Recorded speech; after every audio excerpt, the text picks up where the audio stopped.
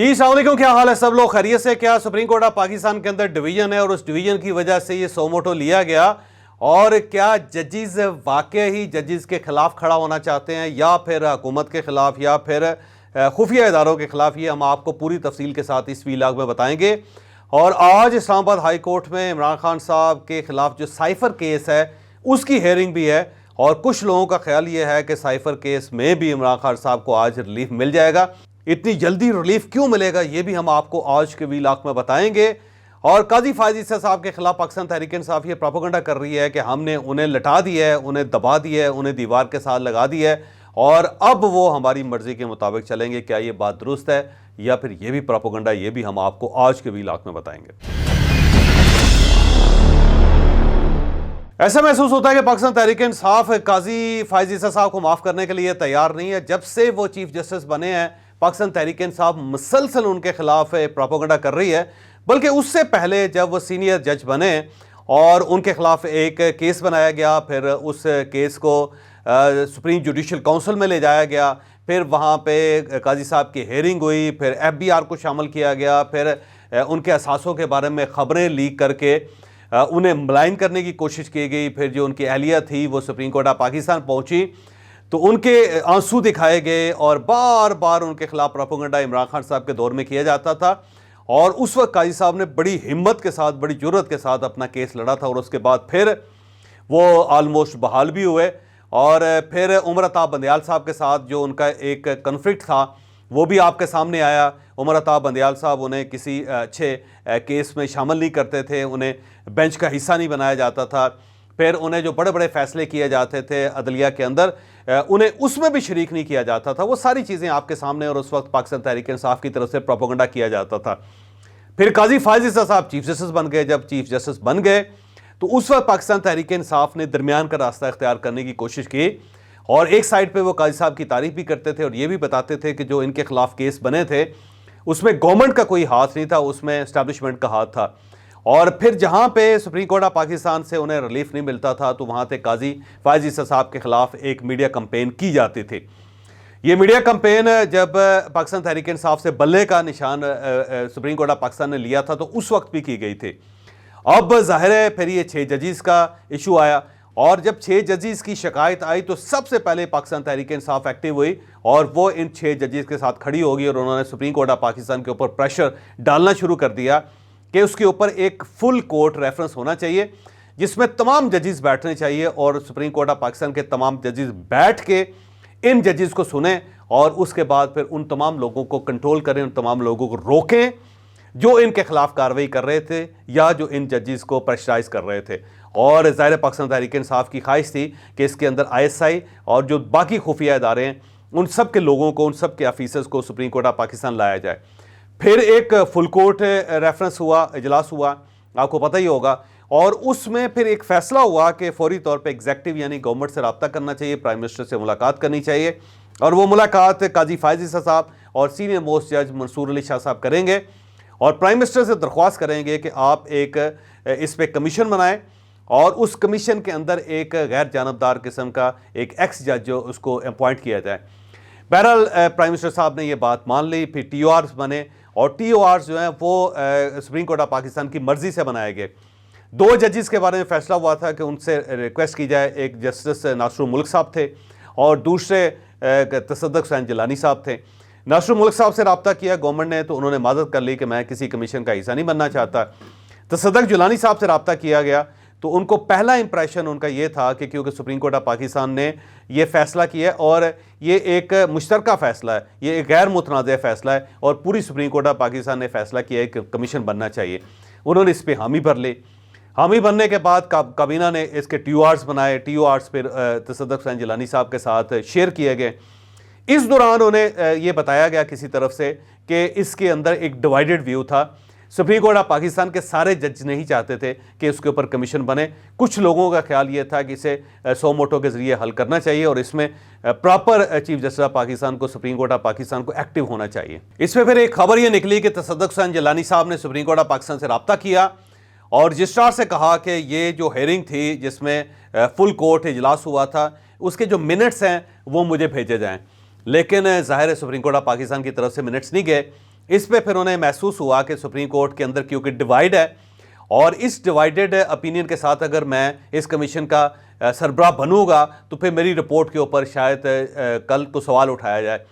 तो इस पे तसद्दुक़ हुसैन जिलानी साहब ने पीछे हटने का फैसला कर लिया। उन्होंने गवर्नमेंट को बताया, फिर उन्होंने सुप्रीम कोर्ट ऑफ पाकिस्तान के जजेस को भी बताया कि मैं इस सूरत हाल में इस मामले में अपनी प्रेजेंस नहीं शो करना चाहता, और उसके बाद ज़ाहिर वो पीछे हट गए। फिर ये भी कहा जाता है कि उससे पहले, यानी उनके ख़त लिखने से पहले या उनके पीछे हटने से पहले या उनके माजत करने से पहले ही चीफ जस्टिस ऑफ पाकिस्तान ने सो मोटो लेने का फैसला कर लिया था।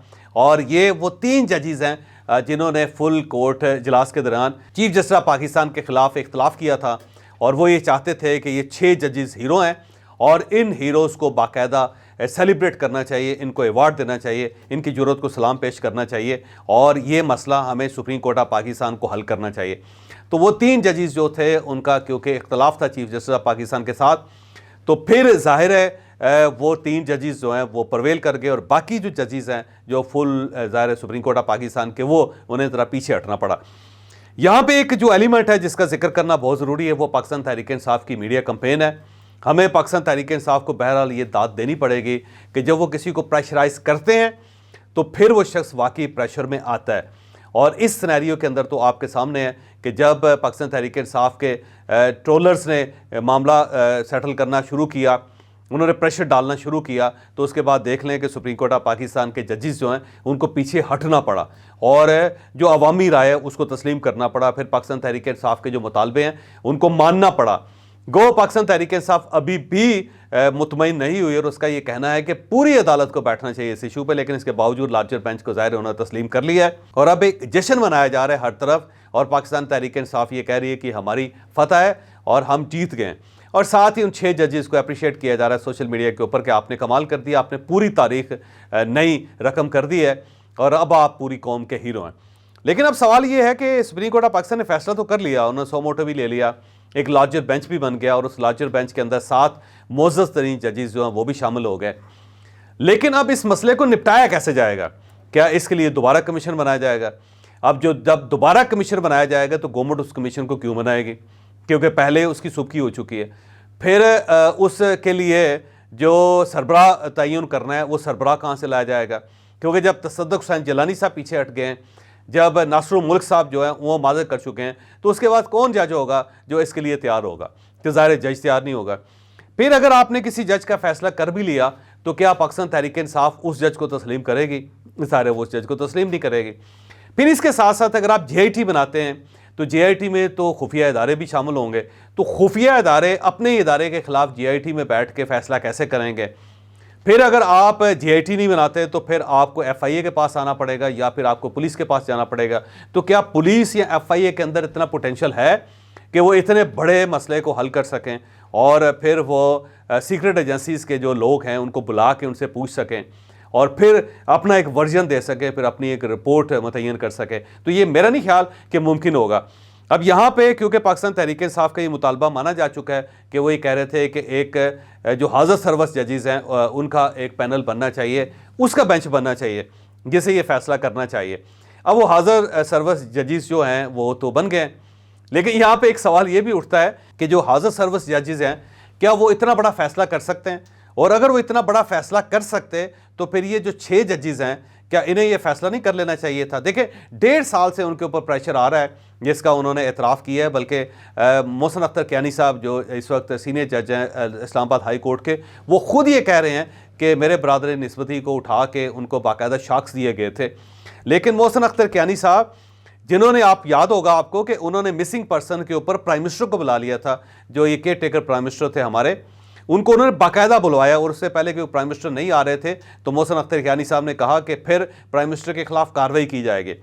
तो कमाल देखेंगे, मोहसिन अख्तर कियानी साहब प्राइम मिनिस्टर को बुला सकते हैं, लेकिन 1.5 साल से जब उनके ऊपर प्रेशर आ रहा था और उनके बरादर निस्बती को अगवा कर लिया गया था, उन्हें शॉक दे दिए गए थे, लेकिन वो उनको अगवा करने वालों को और अपने ऊपर जो प्रेशर डालने वालों को वो नहीं बुला सके, तो वो नहीं बुला। इसके अलावा साथ साथ बड़ा वैसे ऑब्वियस सा केस है कि जस्टिस बाबर सत्तार साहब को देखें कि उन्होंने डिप्टी कमिश्नर को और SSP इस्लामाबाद को उल्टा लटका दिया था, जिस तरह उनको ह्यूमिलेट किया गया। अब वो बार बार माफ़ी मांगते रहे, लेकिन इसके बावजूद उन्हें माफ़ी नहीं दी गई थी और बाकायदा उन्होंने सज़ा सुनाई और वो भी कंप्लेन कर रहे हैं कि हमारे ऊपर प्रेशर था, लेकिन वो भी किसी को बुला नहीं सके। तो जब बाबर सत्तार जैसा जज जो है वो एस्टेब्लिशमेंट के जो ऑफिसर्स हैं वो, या खुफिया इदारे या प्राइम जो खुफिया इदारा है हमारा, उसके किसी ऑफिसर को नहीं बुला सके या उस प्रेशर को वो कंट्रोल नहीं कर सके, मोहसिन अख्तर कियानी साहब नहीं कर सके, तारक जहांगीरी साहब जो रोज़ाना फैसले करते हैं और गवर्नमेंट के बड़े बड़े इदारे हैं जिनके खिलाफ वो फैसले करते हैं, उनके घर में कैमरे निकले थे, लेकिन वो ना सीडीए को बुला के पूछ सके, ना उन लोगों को बुला के पूछ सके जिन्होंने कैमरे इंस्टॉल किए थे, और उन्होंने उनके खिलाफ कोई फैसला नहीं किया था। तो अब आप जस्टिस जहांगीरी साहब को देख लें, जस्टिस मोहसिन अख्तर कियानी साहब को देख लें, जस्टिस बाबर सत्तार साहब को देख लें, और बाकी जजेस को भी देख लें, और इसके साथ साथ शौकत अजीज़ सिद्दीकी साहब का केस देख लें, जिसमें शौकत अजीज़ सिद्दीकी साहब ने बाकायदा बार में खड़े होकर बताया था कि कैसा कैसा प्रेशर था। 2 बार जनरल फैज़ हमीद साहब उनके घर आए थे, लेकिन वो भी उनके खिलाफ फैसला नहीं कर सके थे। ये नहीं था कि शौकत अजीज़ सिद्दीकी साहब जनरल फैज़ हमीद साहब को नोटिस जारी कर देते, तौहीन अदालत का नोटिस जारी कर देते, या उन्हें सज़ा सुना देते वो, या वो डिक्लेयर करते कि क्योंकि आपने मेरे ऊपर असरअंदाज होने की कोशिश की है तो लिहाजा मैं आपको ये सज़ा देता हूँ, आपकी सर्विसेज जो ख़त्म हो गए। वो भी नहीं कर सके थे, वो अपना केस 5 साल 6 साल लड़ते रहे। तो अब ये हाज़र सर्विस जजेस की सूरत हाल ये है। तो उसके साथ साथ क्या सुप्रीम कोर्ट ऑफ पाकिस्तान के हाज़र सर्विसेज जजेस जो हैं वो बाकायदा को फैसला कर सकेंगे। अब आप किस एजेंसी को इस्तेमाल करेंगे? आप FIA को इस्तेमाल करेंगे? FIA क्या इसके ऊपर आपकी कार्रवाई का हिस्सा बनना चाहेगी, और अगर बनेगी तो क्या वो रिपोर्ट बना सकेगी? अगर आप पुलिस को ये टास्क देते हैं तो क्या पुलिस इन्वेस्टिगेशन कर सकेगी और क्या वो रिपोर्ट बना सकेगी? जब जजेस नहीं कर सके तो पुलिस क्या करेगी और FIA क्या करेगी? और क्या आप GIT बनाएंगे? आप GIT नहीं बना सकेंगे। उसकी वजह यह है कि एजेंसीज़ के खिलाफ ये मामला है, तो एजेंसीज़ कैसे उस GIT का हिस्सा बनेंगे?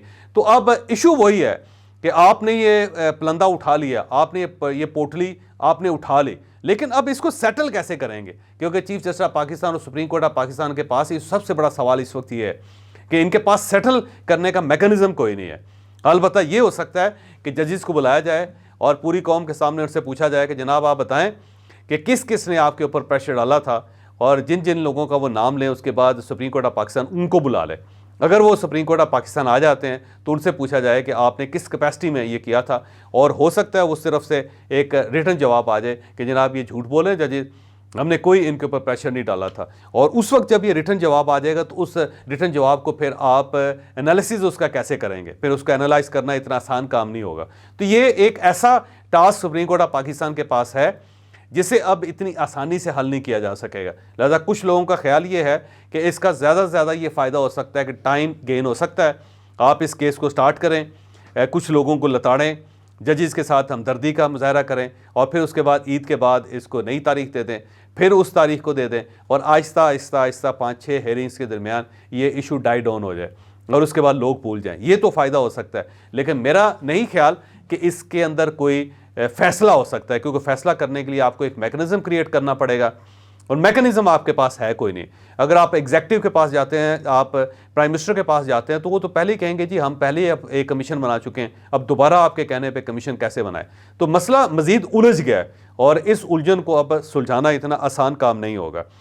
यहाँ पे आज साइफर का केस भी चल रहा है, और साइफर का केस इस्लामाबाद हाई कोर्ट के अंदर, जिस तरह कल तोशा खाने के केस में इमरान खान साहब को रिलीफ मिल गया, आज कुछ लोगों का ये ख्याल है कि साइफर केस में भी रिलीफ इमरान खान साहब को मिलने का चांस है, और इस्लामाबाद हाई कोर्ट बहुत जल्दी में है इस मामले में। उसकी वजह यह कि जब बुध को लाइव हेयरिंग होगी सुप्रीम कोर्ट ऑफ पाकिस्तान की, तो हो सकता है कि सुप्रीम कोर्ट ऑफ पाकिस्तान वो तमाम पॉलिटिकल केसेस जो इस वक्त इस्लामाबाद हाई कोर्ट में ज़ेर समाअत हैं उनको होल्ड करवा दे, और ये कहे कि जब तक आप का ये मसला नहीं निपटता उस वक्त तक आप कोई फैसला ना करें।